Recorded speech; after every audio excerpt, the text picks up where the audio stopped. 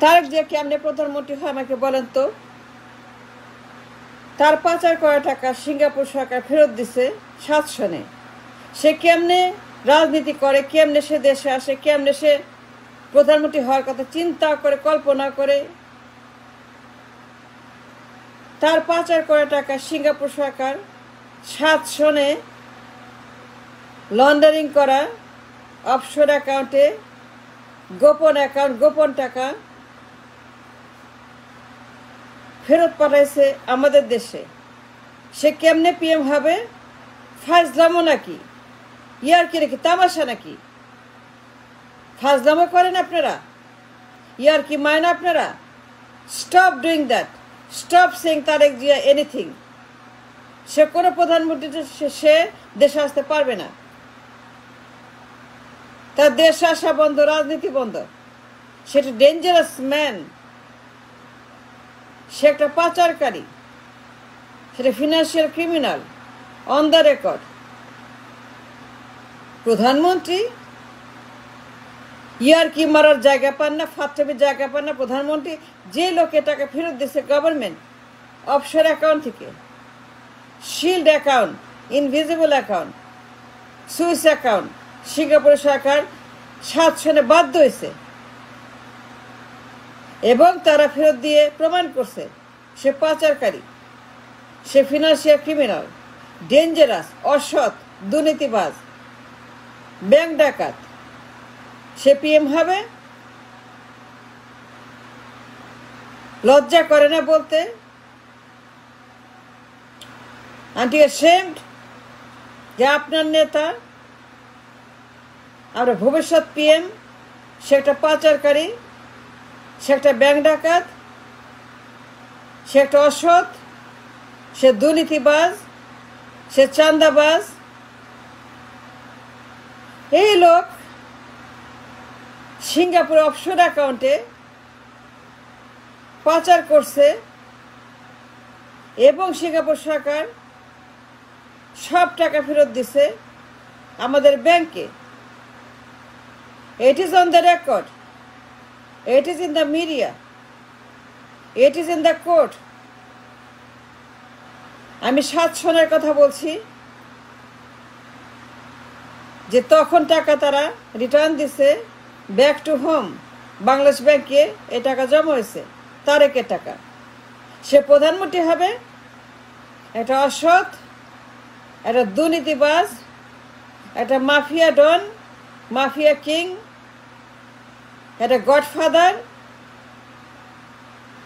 যার পাচার করা টাকা প্রমাণ আছে।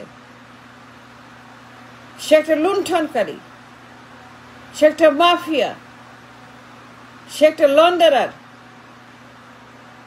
তার পিএম বানাবেন? লজ্জা করে না? You know that, you know it all. Of course আপনারা জানেন, সবাই জানেন যে এই টাকা ফেরত আসছে দেশে। তাহলে কেমনে আপনারা তাকে বলেন পিএম?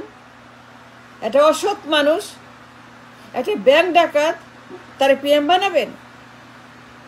এটা তো ওরা shame.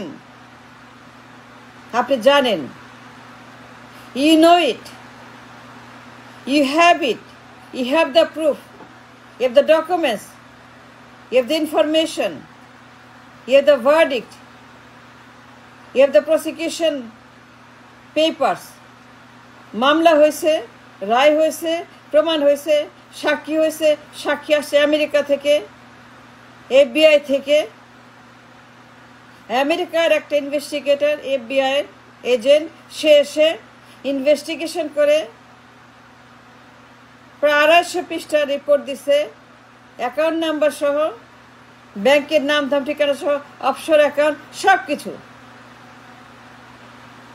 The investigation has been unveiled that this man is a launderer. আর তারে পিএম বানাবেন? এর চাইতে দুর্ধর্ষ, নোংরা, জঘন্য আমি আর শুনি নাই। আপনাদের কি মাথা খারাপ?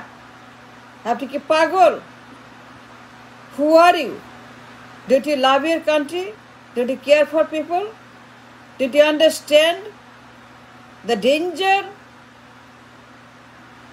that man is a পাচারকারী? তার পাচার করা টাকা আমাদের অ্যাকাউন্টে ফেরত আসছে। That is on the record, যা প্রমাণিত সত্য। হাসিনার কথা বাদ দেন, লীগের কথা বাদ দেন, তার আদালতের কথা বাদ দেন, সব বাদ দেন। সব বাদ দিয়ে আপনারা মৌলিক আলোচনা করেন, আপনি আসল কথা বলেন। 7 সনের কথা, 7 সনের কথা। হাসিনা না, আওয়ামী লীগ না, তার আদালত না, ওইগুলা বাদ, ওইগুলো আমি ধরবো না। আমি কথা বলবো মৌলিক আলোচনা নিয়ে। যখন হাসিনা ছিল না, আওয়ামী লীগ পাওয়ারে ছিল না, তখন পাওয়ারে ছিল আর্মি ব্যাক গভর্নমেন্ট। তারা তারেক জিয়ার এবং মামুনের, গিয়াস মামুন, তাদের যৌথ প্রযোজনায় যে চলচ্চিত্র নির্মাণ হয়েছিল সিঙ্গাপুরের অফশোর অ্যাকাউন্টে, এই কোটি কোটি টাকা তাকে পিএম বানাবেন? আপনি কি মির্জা ফখর না মির্জা ফখরুল? আপনি কোনটা? আপনি লজ্জা করে না? আপনি লজ্জা নাই? আল্লাহকে ভয় করেন না? মৃত্যুকে ভয় করেন না? কবরকে ভয় করেন না? আপনি পিএম বানাবেন, তারে গসায় দিবেন, তারে আনবেন, তার দেশে ঢোকাবেন, তাকে প্রধানমন্ত্রী বানাবেন, তার হাতে ক্ষমতা দিবেন?